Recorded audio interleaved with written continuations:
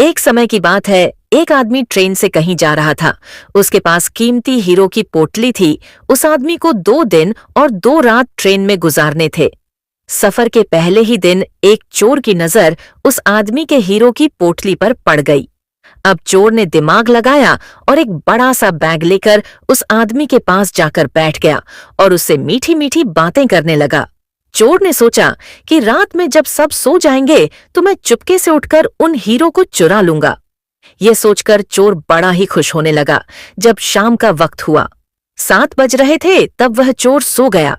क्योंकि उसे रात में जागना था और हीरे चुराने थे, इसीलिए वो जल्दी से सो गया। जब उस आदमी के सोने का वक्त आया, उस आदमी ने चुपके से अपने हीरो की पोटली अपने बैग में से निकालकर उस चोर के बैग में डाल दी।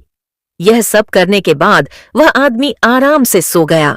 रात के जब 2 बज रहे थे, तब वो चोर उठा और उसने देखा सब लोग सो गए हैं। फिर उसने उस आदमी के बैग को अपनी तरफ खींचा और उस बैग को पूरा चेक कर लिया। उस बैग में कुछ नहीं मिला। वह परेशान हो गया। सारी रात उस आदमी के बैग को चेक करने के बाद जब उसे कुछ नहीं मिला, तब उसने देखा कि सुबह के 4 बज रहे थे। तब वह सो गया। उसके सोने के बाद वह आदमी उठा। उसने अपने हीरो की पोटली उस चोर की बैग से निकालकर अपने बैग में वापस रख ली।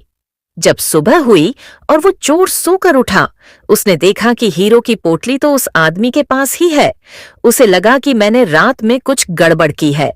शायद उस आदमी के बैग को अच्छे से चेक नहीं किया। उसने फिर से प्लान बनाया कि इस रात बैग को अच्छे से चेक करना पड़ेगा। वह चोर फिर से शाम होते ही 7 बजे जल्दी से सो गया और उस आदमी ने फिर से अपने हीरो की पोटली को अपने बैग से निकालकर उस चोर के बैग में डाल दी। चोर रात में फिर से उठा, उस आदमी के बैग को खींचा, फिर से ढूंढने लगा, लेकिन हीरे नहीं मिले। वह परेशान होकर फिर से सो गया। वह आदमी सुबह के 5 बजे उठा, अपनी हीरो की पोटली चोर की बैग से निकालकर अपने बैग में वापस डाल ली। जब सुबह हुई, स्टेशन आया। वह आदमी स्टेशन पर उतरा तो चोर उसके पास आकर कहने लगा, मैं जिंदगी में कभी चोरी नहीं करूंगा, बस मुझे इतना बता दो कि हीरो की पोटली रखी कहाँ थी। उस आदमी ने कहा, अरे मूर्ख, तू अपना सुख दूसरों की तरफ ढूंढ रहा था। अगर तू खुद के अंदर झांकता तो तुझे सुख जरूर मिलता और तुझे पता चलता कि तू चोर नहीं, मालिक था। वो हीरो की पोटली तेरे ही पास थी। दोस्तों, इस कहानी से हमें बहुत बड़ी सीख मिलती है। हम हमेशा अपना सुख दूसरों की तरफ ढूंढते रहते हैं।